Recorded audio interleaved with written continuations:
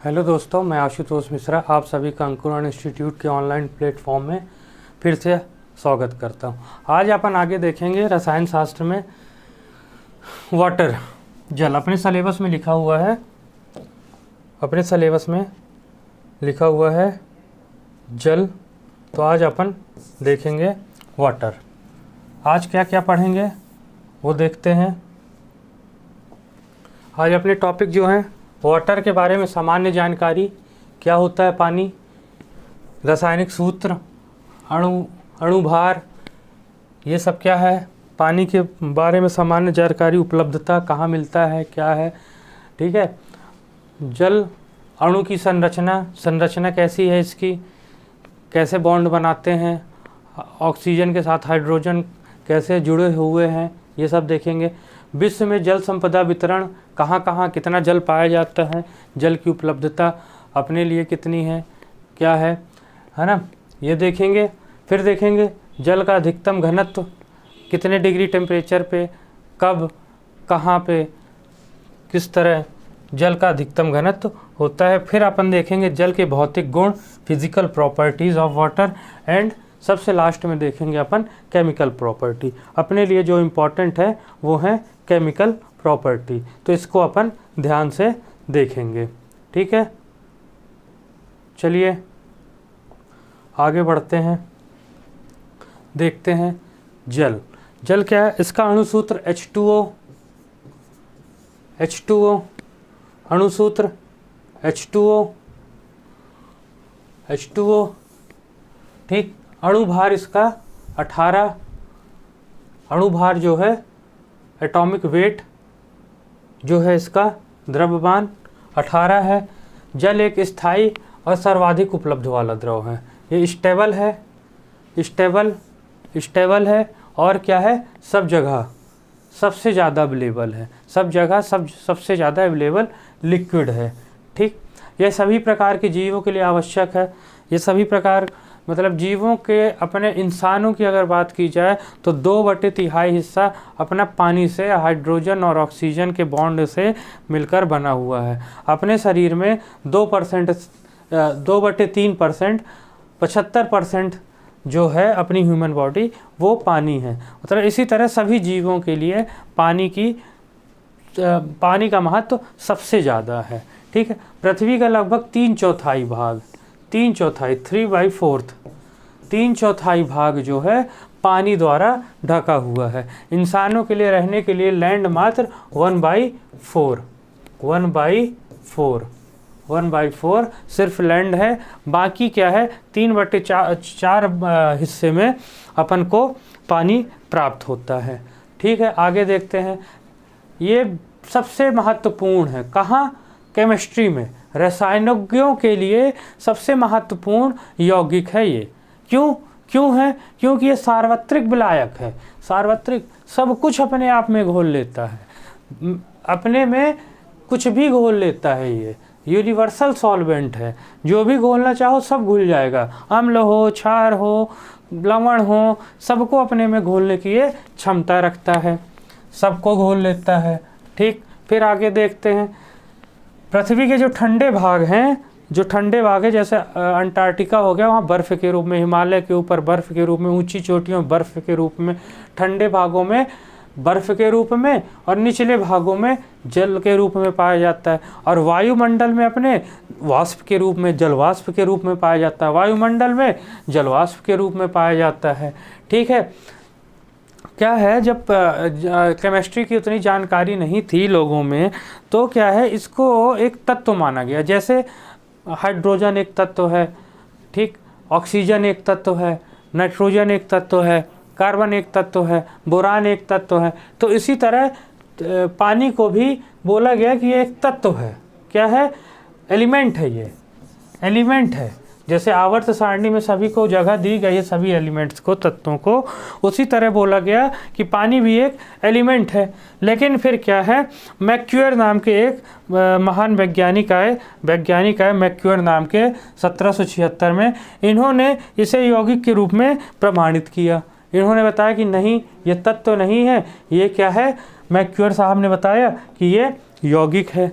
फिर क्या हुआ कैवेंडिश साहब आए 1871 में। कितने साल बाद कब तक अपन 76 से 81 5 साल बाद कि हाइड्रोजन ऑक्सीजन का यौगिक है ये। उन्होंने कहा कि जो पानी है वो हाइड्रोजन और ऑक्सीजन से मिलकर बना हुआ एक क्या है, यौगिक है। क्या है? यौगिक है। क्या है? यौगिक है। क्या है? कंपाउंड है। ये कंपाउंड है। किसका कंपाउंड है? हाइड्रोजन और ऑक्सीजन का ये कंपाउंड है। फिर क्या है, जो लेवेजियर साहब थे, लेवेजियर साहब ने H2O नाम का अणु सूत्र दिया कि बोले कि ये जो हाइड्रोजन और ऑक्सीजन का जो यौगिक है, ये इसका अणु सूत्र जो है वो है H2O। मतलब ऑक्सीजन के साथ दो हाइड्रोजन के परमाणु जुड़े हुए हैं और H2O पानी का निर्माण करते हैं। किन्होंने बताया? लेवेजियर साहब ने बताया। लेवेजियर साहब ने 2 साल बाद 81 से 83 2 साल लग गए इनको बताने में कि ये है। फिर क्या है, प्राकृतिक जलों में जो सबसे शुद्धतम रूप है प्राकृतिक जलों में, प्योरेस्ट वाटर जो है नेचुरल वाटर्स में, वो है वर्षा का जल। वर्षा का जल जो है वो सबसे शुद्ध वाटर है। फिर क्या होता है, कई बार वर्षा का जल में SO2, औद्योगिक क्षेत्रों में SO2 गैस जो है वायुमंडल में पाई जाती है, तो पानी उससे क्रिया करके क्या करता है, SO2 से क्रिया करके पानी SO2 से क्रिया करके H2SO4 बना देता है। क्या बना देता है? H2SO4 बना देता है, जो क्या है, प्रबल अम्ल है ये। और ये क्या है, अम्ल वर्षा करता है। अम्ल वर्षा, तो अम्ल वर्षा क्या है, जहाँ औद्योगिक क्षेत्र है SO2 की मात्रा ज़्यादा पाई जाती है, SO2 की मात्रा जहाँ क्या है ज़्यादा पाई जाती है सल्फर डाइऑक्साइड की, वहाँ पानी क्या है, जलवाष्प बारिश के साथ जो पानी आता है वो क्रिया करके H2SO4 बनाता है, जो प्रबल अम्ल है। यही अम्ल वर्षा के रूप में क्या है, नुकसान करता है। ताजमहल पीला होता जा रहा है, नुकसान करता है पौधों की पत्तियों को, इंसानों को, त्वचा, जानवरों को, फसलों को, हर तरह से अम्ल वर्षा क्या है, अपने लिए नुकसानदायक है। ठीक है, आगे बढ़ते हैं, देखते हैं और क्या है, आगे बढ़ते हैं।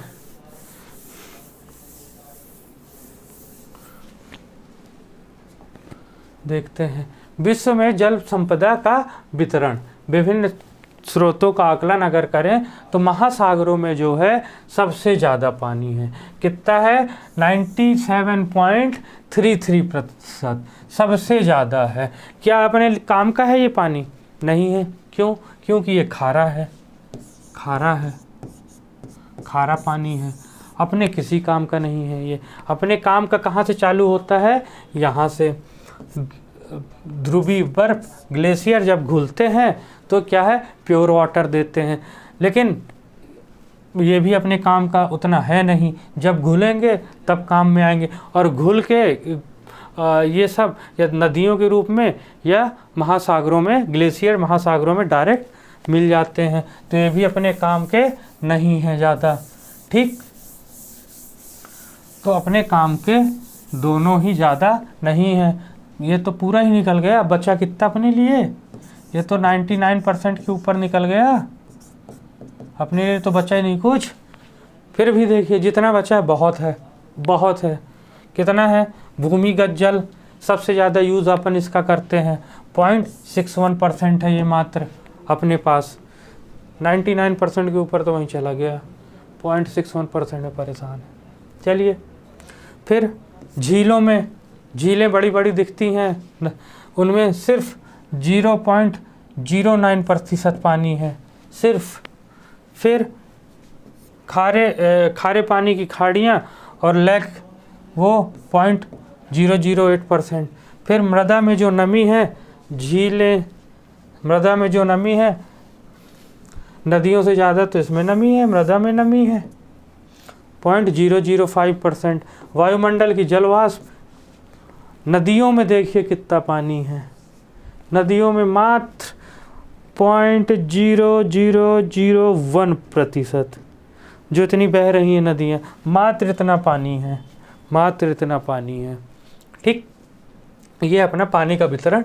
तो याद रखिएगा, यूपीएससी का क्वेश्चन था भूमिगत जलों में कितना पानी है, और पूछा था कहाँ गया, झीलों में, महासागरों और ध्रुवों ग्लेशियर्स के बाद सबसे ज़्यादा पानी कहाँ पाया जाता है, तो भूमिगत जल में पाया जाता है।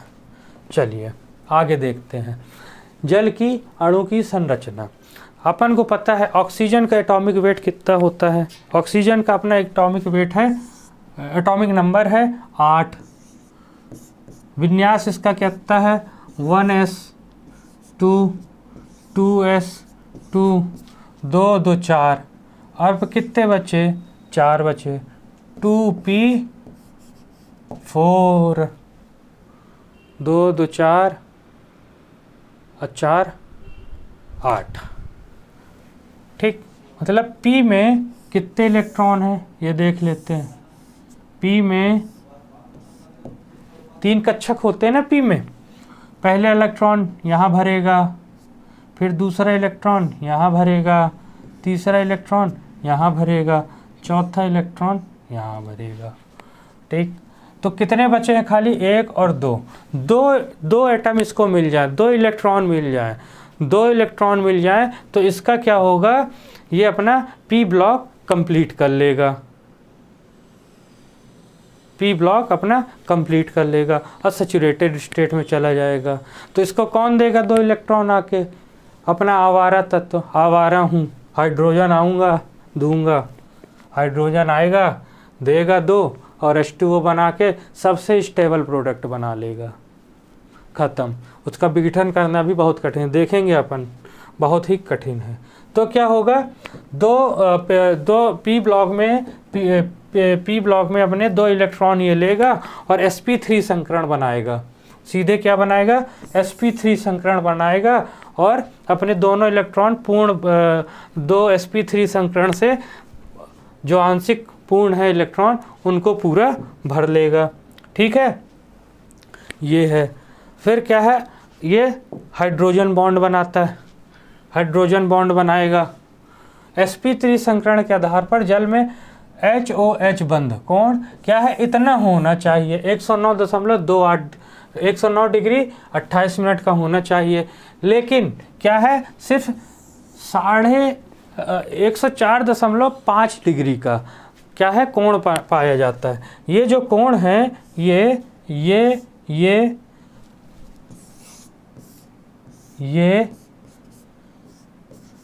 भाई, ये कोण सिर्फ ये 104.5 डिग्री का पाया जाता है। क्यों, ड्यू टू हाइड्रोजन बॉन्ड,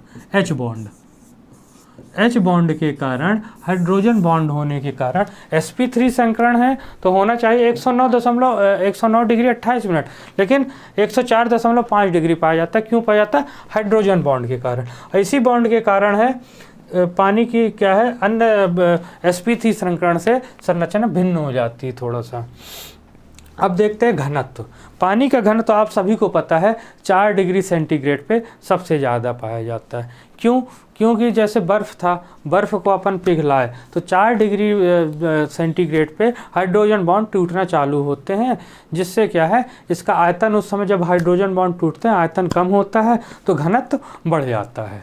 ठीक, तो उस समय 4 डिग्री सेंटीग्रेड पे घनत्व पानी का सबसे ज़्यादा होता है और आयतन कम होता है। बर्फ़ के पिघलने से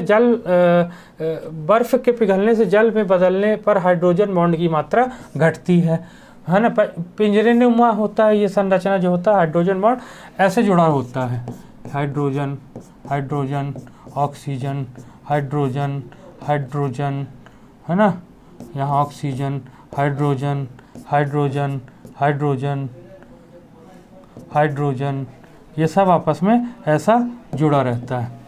ठीक, पिंजरे नुमा संरचना होती है, ऑक्सीजन, हाइड्रोजन, हाइड्रोजन, ऐसे ये आपस में हाइड्रोजन हाइड्रोजन ऐसे आपस में जुड़ा रहता है, पिंजरे नुमा संरचना पाई जाती है। ठीक, तो 0 से 4 डिग्री सेंटीग्रेड ताप बढ़ाने पर हाइड्रोजन बॉन्ड के टूटने से रिक्तियों में H2 के अणु अधिक नज़दीक आकर सघन होने लगते हैं। वही हाइड्रोजन बॉन्ड टूटते हैं और जो स्थान बचता है तो वहाँ H2O के परमाणु क्या है, घुसने लगते हैं जाके, तो जिससे आयतन में क्या है, कमी आती है और घनत्व में वृद्धि हो जाती है। तो हाइड्रोजन बॉन्ड के कारण 4 डिग्री सेंटीग्रेड तापमान पर क्या है, इनका घनत्व सबसे ज़्यादा होता है और आयतन सबसे कम होता है। फिर आगे बढ़ते हैं। 4 डिग्री तापमान से अधिक करने पर H2O अणुओं की गतिज ऊर्जा के बढ़ने से पुनः प्रसार होने पर आयतन बढ़ने लगता है और घनत्व में कमी होने लगती है, अर्थात 4 डिग्री पर जल का घनत्व अधिकतम होता है। ठीक, आगे चलते हैं। अब देखते हैं अपन जल के, पानी के, H2O के क्या है, भौतिक गुण क्या क्या है। भौतिक गुण क्या है, ये रंगहीन, गंधहीन, स्वादहीन द्रव्य है, कलरलेस, ओडरलेस और tasteless liquid at room temperature. ठीक, उच्च डाई इलेक्ट्रिक स्थिरांक के कारण जल का उपयोग सार्वत्रिक विलायक, ये क्या है, यूनिवर्सल सॉल्वेंट है। क्यों? क्योंकि ये उच्च डाई इलेक्ट्रिक स्थिरांक है इसका। ठीक सॉरी। फिर आगे देखते हैं, जल शुद्ध जल उदासीन प्रकृति का है, जिसका पीएच अपन देखे थे उदासीन है। पीएच कितना है, 7 है, ना ही अम्लीय है ना ही क्षारीय है। जल का घनत्व 4 डिग्री पर सबसे अधिकतम होता है। फिर देखते हैं जल का हिमांक, अगर केल्विन में देखें अपन तो 273.2 केल्विन होता है और डिग्री सेंटीग्रेड पर 0 डिग्री सेंटीग्रेड होता है। ठीक, क्वथनांक, हिमांक मतलब जहाँ जमना चालू हो जाता है, जहाँ जल क्या है, बर्फ़ में ठोस में बदलना चालू हो जाता है, कहाँ, 0 डिग्री सेंटीग्रेड पे। फिर उबलना कहाँ चालू होता है, वाष्प में बदलना कब चालू होता है, 100 डिग्री सेंटीग्रेड पे, या बोले तो 373, इसमें 100 जोड़ देंगे, 373.2 केल्विन में। इसके उच्च क्वथनांक का कारण हाइड्रोजन बांध द्वारा अणुओं का संगुणन है। ठीक, आगे देखते हैं क्या है, जल की विशिष्ट चालकता जो होती है वो होती है 4.3 × 10⁻⁸ मोह। ये ओम का उल्टा होता है। ओम क्या कहलाता है, प्रतिरोध, इसका उल्टा होता है चालकता, इसकी यूनिट होती है मोह, MHO। इसकी विशिष्ट जल की विशिष्ट चालकता जो है इतने हैं। गलन ऊष्मा जो है इसकी कितनी है, 80 कैलोरी पर ग्राम है। वाष्प की गुप्त ऊष्मा जो है 539 या 540 कैलोरी पर ग्राम है। ठीक, ये हो गए अपने इसके भौतिक गुण। अब अपन देखेंगे पानी के, जल के रासायनिक गुण क्या क्या होते हैं। तो रासायनिक गुण अपन देखते हैं, तापीय विघटन, थर्मल डिसएसोसिएशन, के जल बहुत ही क्या है, स्थायी यौगिक है। ठीक, ये क्या है, आसानी से इसका डिसोसिएशन नहीं होता, आसानी से ये नहीं टूटता, ये सिर्फ उच्च ताप पर टूटता है। तो कैसे टूटता है देखते हैं अपन।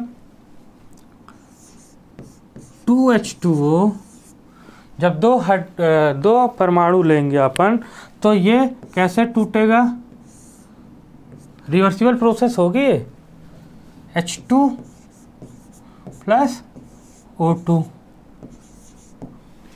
ठीक, इस तरह टूटेगा।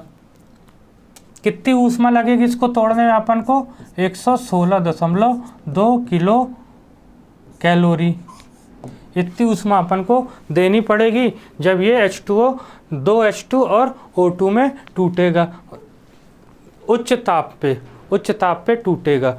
और जैसे जैसे क्या होगा, और देखें तो बहुत 3000 डिग्री सेंटीग्रेड पर, लगभग 3000 डिग्री सेंटीग्रेड पर इसका डिसोसिएशन जो होता है 3000 डिग्री सेंटीग्रेड पर ये मात्र 12% टूटता है।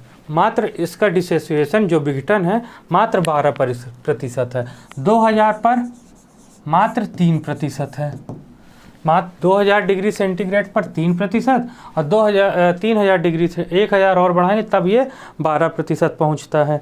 ठीक है, फिर इसका आगे देखते हैं पानी का आयनन। कलर चेंज कर लेते हैं, अच्छा लग रहा, ये हरा रख लेते हैं। हाँ, हरा हरा तोता पिंजड़े में सोता है। चलो आगे देखते हैं पानी का आयनन।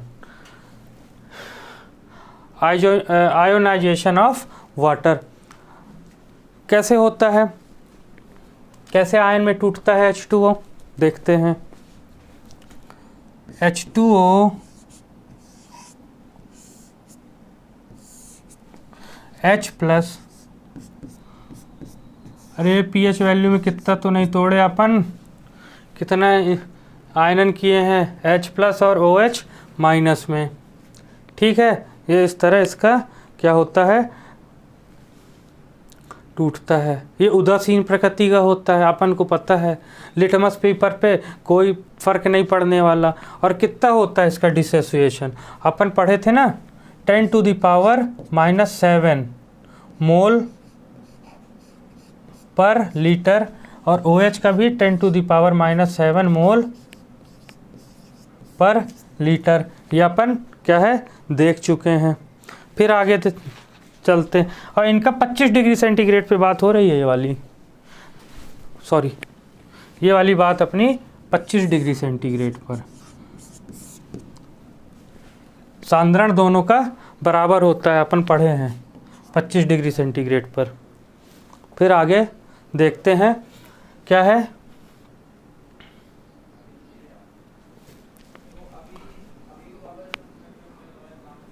अम्ल और क्षार से। अपन ये तीनों तापीय विघटन आयनन देख लिए। अब देखते हैं अम्ल और क्षार से क्रियाएं। अम्ल से पहले करा लेते हैं, अम्ल से फिर कराएंगे अपन क्षार से। ठीक है, अम्ल से क्या है, जब अपन तीव्र अम्ल लेंगे कोई, मान लीजिए तीव्र अम्ल क्या लिए, HCl ले लेते हैं।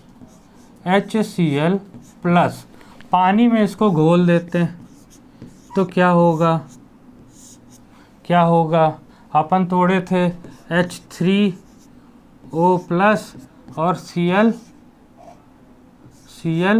माइनस। ठीक, मतलब जब अम्ल के साथ क्रिया कराएंगे तो ये क्षार की तरह व्यवहार करेगा, क्षार की तरह व्यवहार करेगा। ब्रॉन्स्टेड और लॉरी क्षार है ये, और ये कंजुगेट एसिड बन जाएगा और ये कंजुगेट बेस बन जाएगा। ठीक, तो जब अम्ल से क्रिया कराएंगे पानी की तो क्षार की तरह काम करेगा। जब क्षार से क्रिया कराते हैं तो देखते हैं क्षार कौन सा ले बताइए। क्षार अपन ले लेते हैं, सबसे अच्छा क्षार प्रबल क्षार है NH3 बार बार यूज़ होती है NH3, इसीलिए मैं ले लेता हूँ NH3 प्लस H2O। अब क्या होगा बताइए, अब NH4 पॉजिटिव हाइड्रोजन अपना दे देगा, H दे देगा और ये ले लेगा, मतलब ये क्षार है। हाइड्रोजन दे देगा, H प्लस प्रोटॉन डोनर, तो ये अम्ल है। और क्या बनाएगा, एक H दे दिया तो बचा क्या इसके पास, OH माइनस। ठीक, तो जब अम्ल के साथ क्रिया कराएंगे तो क्षार की भांति व्यवहार करता है, और जब क्षार से क्रिया कराएंगे तो अम्ल की तरह व्यवहार करता है। तो मतलब पानी क्या है, अम्ल और क्षार दोनों की तरह कार्य कर लेता है। फिर आगे देखते हैं अपन वैद्युत अपघटन। वैद्युत अपघटन आगे देखते हैं। तो जब क्या है, इसमें पानी में क्या है, इलेक्ट्रोड डाले जाते हैं। जब पानी में इलेक्ट्रोड डाले जाते हैं तो हाइड्रोजन जो है, हाइड्रोजन कहाँ पे जमा होती है? कैथोड पर। कैथोड पर मतलब माइनस पर। क्यों जमा होगा? H प्लस ना, कहाँ आएगा? निगेटिव पे। ठीक। और जो हाइड्रोजन, ऑक्सीजन,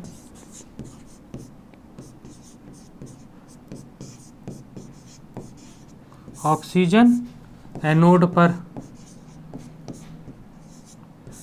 एनोड पर पॉजिटिव पर। क्यों भाई? OH माइनस है, पॉजिटिव में आएगा। ठीक। फिर आगे देखते हैं धातुओं के साथ क्रिया।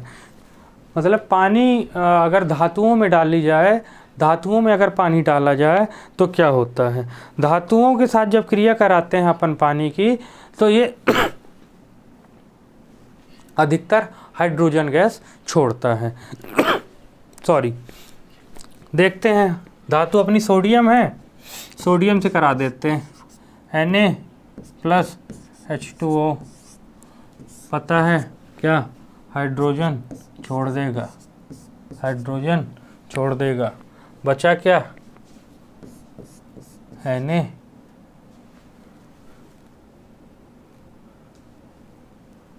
O। ठीक। और एक H।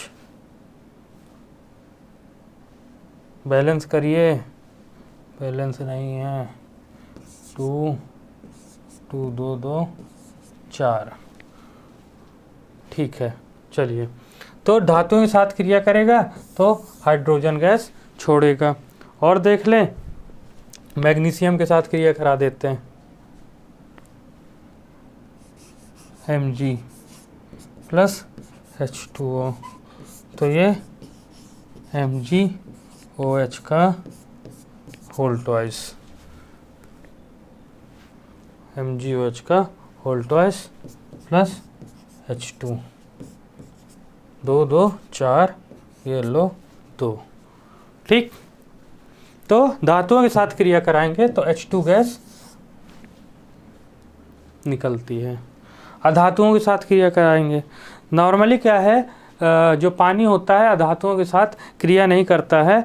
फिर भी कुछ हैं जो जिनके साथ क्रिया। हाँ, एक इम्पॉर्टेंट पॉइंट है धातुओं में, जो प्लेटिनम धातुएं होती हैं, किनको ओस्मियम को और ओसिमियम को छोड़कर, और कौन? सिल्वर, गोल्ड और मरकरी, पारा, इनके साथ पानी क्या है, पानी क्रिया नहीं करता है, अप्रभावित रहता है। किसके किसके साथ? 3 है, Ag, Au और Hg, मरकरी। इनके साथ H2O क्रिया नहीं करता, H2O क्रिया नहीं करता। ठीक, ये याद रखिएगा। फिर आगे चलते हैं। धातुओं के साथ जनरली क्या है, ये अप्रभावित होती है, कोई क्रिया नहीं करती। लेकिन कुछ धातुएं हैं जैसे फ्लोरीन, क्लोरीन और ब्रोमीन, इनके साथ क्या है, पानी क्रिया करता है। देखते हैं, फ्लोरीन के साथ क्रिया करा देते हैं। F2 प्लस H2O क्या बनता है?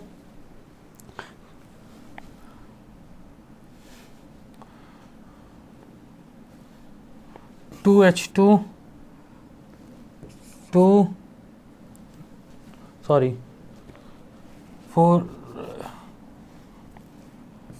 4HF plus O2।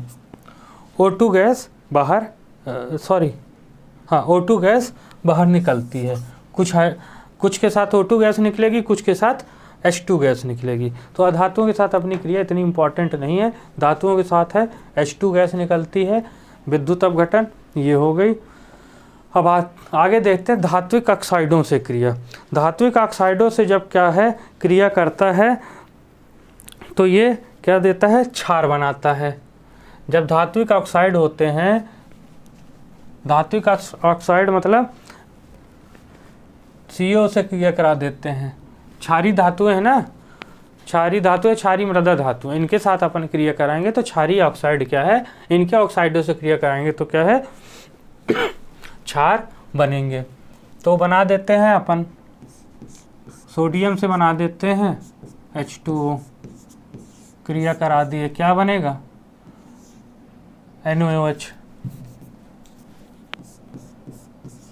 NaOH, balance करनी पड़ेगी, 2 2, अभी भी नहीं हुई,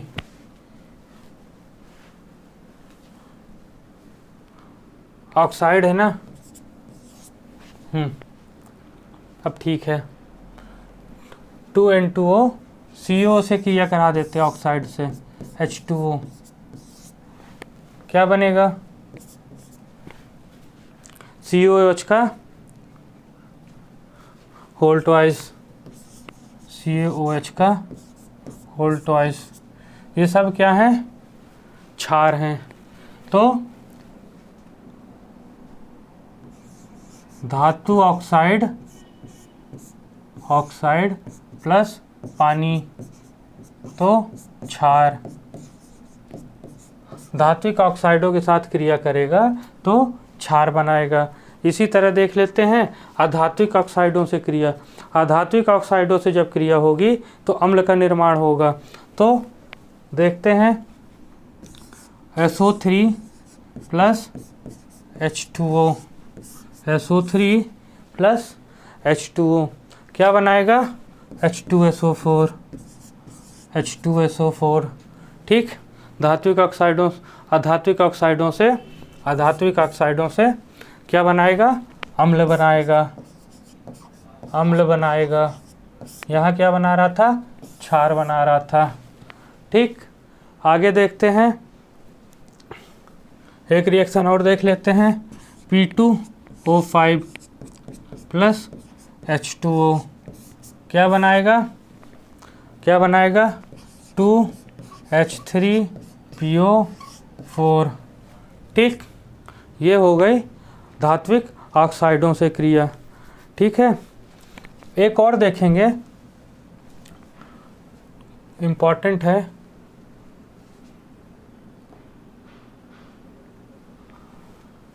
थोड़ा जल योजन रुकेंगे, एक चीज़ और देखेंगे, हाइड्राइडों के साथ क्रिया, पानी की हाइड्राइडों के साथ क्रिया, हाइड्राइड के साथ जब क्रिया करता है तो हाइड्रोजन देता है, हाइड्राइड, हाइड्राइड, हाइड्राइड से क्रिया करता है H2O तो हाइड्रोजन देता है, हाइड्रोजन गैस। कैसे, हाइड्राइड कोई देखते हैं, हाइड्राइड NaH देखते हैं प्लस H2O, तो ये क्या देगा, सॉरी ये निशान नहीं आएगा, ये क्या देगा, हाइड्रोजन गैस देगा, क्या बनाएगा, NaOH plus H2, hydrogen gas देगा। जब हाइड्राइडों से क्रिया करेगा तो हाइड्रोजन गैस देगा। इसी तरह जब कार्बाइड से क्रिया कराएंगे, कार्बाइड से क्रिया कराएंगे, कार्बाइड से क्रिया कराएंगे, जब कार्बाइड से क्रिया कराएंगे तो ये हाइड्रोकार्बन देगा, हाइड्रोकार्बन, हाइड्रोकार्बन देगा, हाइड्रोकार्बन देगा। कैसे क्रिया कराते हैं, Al4C3 प्लस H2O, Al क्या देगा, ये देगा 4AlOH का होल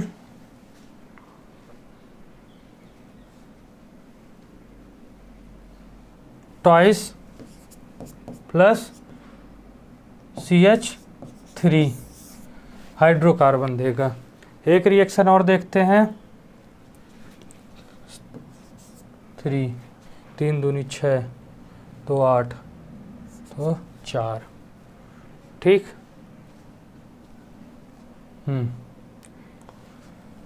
ठीक, बैलेंस कर लीजिएगा, इसी तरह आएगी,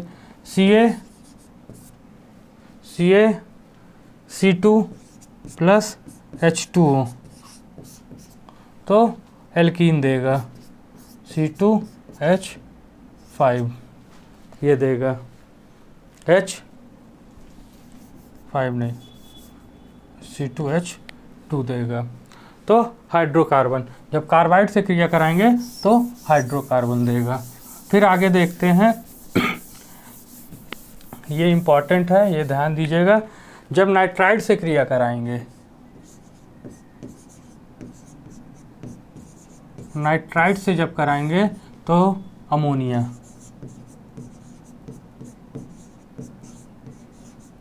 अमोनिया देगा। ये डायरेक्ट पूछ सकता है कि पानी की रिएक्शन अगर नाइट्राइड से कराएंगे या कार्बाइड से कराएंगे तो क्या अपन को प्राप्त होगा। तो जब नाइट्राइड से क्रिया कराएंगे अपन, तो अपन को क्या है, अमोनिया गैस प्राप्त होगी। जैसे Mg3N2 प्लस H2O क्रिया कराएंगे अपन, तो अपन को NH3 गैस, अमोनिया गैस प्राप्त होगी। ठीक है, और क्या बनेगा, 3MgOH का होल ट्वाइस। ठीक, तो ये होगा। तो फिर क्या है, एक रिएक्शन और है, फास्फोरस से कराएंगे तो फास्फीन गैस मिलेगी। ठीक है, तो ये हो गया। अब अपन देखते हैं जल योजन, जल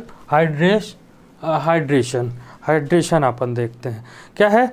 जब क्या है, जल का अणु अनेक लवणों से क्रिया करता है, अनेक लवणों से क्रिया करता है तो वो क्या है, हाइड्राइड बनाता है। जब वाटर साल्ट से क्रिया करता है तो वो क्या है, हाइड्राइड बनाता है। वही अपना कहलाता है क्रिया हाइड्रेशन या जल योजन। जब लवणों से क्रिया होती है पानी की तो वो जल योजन कहलाता है। तो 3 प्रकार से पानी जो है लवणों के साथ या साल्ट के साथ क्रिया करता है। कैसे, पहला जो होता है वो उपसह संयोजित क्या है, जल के रूप में। उपसह संयोजित क्या कहते हैं इंग्लिश में, कोऑर्डिनेटेड वाटर के रूप में, उपसह संयोजित जल के रूप में। इसमें क्या है, जब जल का अणु केंद्रीय परमाणु में संकुल के रूप में जाके जुड़ जाता है।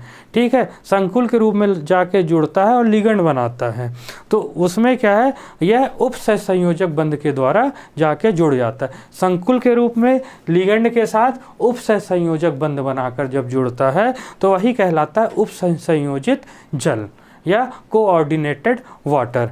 कैसे, अपन पहला देखते हैं, फर्स्ट नंबर कोऑर्डिनेटेड वाटर या हिंदी में उपसह संयोजित जल के रूप में। इसमें क्या होता है, संकुल के रूप में लिगंड के साथ, संकुल के रूप में लिगेंड बनाकर, लिगेंड के रूप में, ठीक, लिगेंड बनाकर उपसह संयोजित बंध बनाता है और जुड़ जाता है। जैसे एग्जांपल देखते हैं अपन, hexa aqua nickel nitrate. Hexa aqua, जैसे हेक्सा एक्वा निकिल नाइट्रेट, इसका फार्मूला होता है hexa aqua nickel, hexa aqua 6, hexa aqua nickel positive और नाइट्रेट NO3 का whole twice minus, hexa aqua nickel nitrate. ठीक, ये हो गया पहला कोऑर्डिनेटेड वाटर। दूसरा अपन देखते हैं एक हाइड्रोजन बॉन्ड बना के। जब क्या है, पानी का अणु हाइड्रोजन आबंध बना के, हाइड्रोजन बॉन्ड बना के जुड़ जाता है, हाइड्रोजन बॉन्ड के रूप में। ठीक, हाइड्रोजन बॉन्ड के रूप में। ठीक, ऑक्सीजन जो है सॉरी हाइड्रोजन बॉन्ड बना के जुड़ जाता है। कैसे? CuSO4 प्लस H2O कैसे जुड़ेगा? हाइड्रोजन बॉन्ड बना के Cu5H2O, CuH2O4 प्लस SO4H2O। ठीक, इस तरह जुड़ जाता है हाइड्रोजन बॉन्ड बना के। ठीक, फिर अगला देखते हैं अपन, ये दो हो गए जल योजन हाइड्रेशन कि पानी किस तरह किसके साथ जुड़ जाता है। दो तरह हो गए, पहला था उपसह संयोजक, दूसरा हाइड्रोजन बॉन्ड, और तीसरा होता है उत्तरकाशी। उत्तरकाशी क्या कहलाता है? इंटरस्टेटियल रूप में, जैसे क्रिस्टल के रूप में जुड़ जाना किसी के साथ, BaCl2 into H2O, Al2O3 plus XH2O, Uttarkashi जल के रूप में या क्रिस्टल के रूप में जाके, क्रिस्टलों में जाके रुक जाना, जो बॉन्ड बना लेना, उत्तरकाशी बन के रहना। ये हो गया अपना जल योजन। आगे देखते हैं अपन, क्या है अगले? जल अपघटन। जब क्या है, जल कम से कम एक दुर्बल अम्ल या दुर्बल क्षार या प्रबल अम्ल या प्रबल क्षार के साथ क्रिया करता है तो उसका जल अपघटन कहलाता है। इसमें देखते हैं तो जल अपघटन करता है और या तो अम्लीय या तो क्षारीय विलयन बनाता है। जैसे अपन देखते हैं, जब ये सोडियम कार्बोनेट, जैसे प्रबल क्षार के साथ सोडियम कार्बोनेट क्या हुआ? N2CO3 सोडियम कार्बोनेट के साथ क्रिया करता है तो ये क्या है? ये प्रबल क्षार है तो क्षारीय विलयन बनाएगा। कैसे?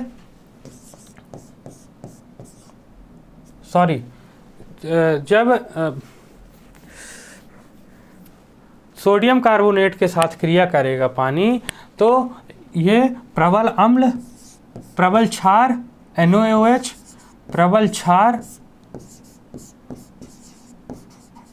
क्षार और दुर्बल अम्ल क्या? H2CO3 दुर्बल अम्ल के रूप में तोड़ देगा और क्षारीय विलयन बनाएगा। जब सोडियम कार्बोनेट लवण को, ये दो अम्ल और क्षार से मिलकर बना है, इसमें पानी डाल दीजिए, ये तोड़ देगा उसमें, एक प्रबल क्षार और एक दुर्बल अम्ल में। देखते हैं एक और एग्जाम्पल, जैसे कॉपर सल्फेट CuSO4, इसमें पानी डाल दीजिए तो ये क्या करेगा? CuOH का होल ट्वाइस और H2SO4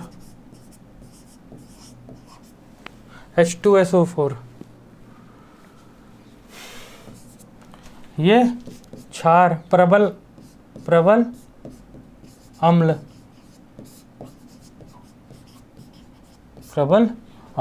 ये मतलब ये या तो प्रबल अम्ल, दुर्बल क्षार या प्रबल अम्ल में जब अपन जल अपघटन कराते हैं तो लवणों को इस तरह तोड़ देता है। ठीक है, तो ये हुआ अपना पानी की इंट्रोडक्शन, वाटर का इंट्रोडक्शन, H2O का भौतिक गुणधर्म, फिर रासायनिक गुणधर्म, ये हुआ अपना पानी। और इसके अलावा तो मेरे को नहीं लगता कि पानी से कोई क्वेश्चन बनता है। तो चलिए, तब तक के लिए धन्यवाद। फिर आगे अगला टॉपिक देखेंगे, सोडियम कार्बोनेट और सोडियम बाइकार्बोनेट। चलिए, तब तक के लिए धन्यवाद।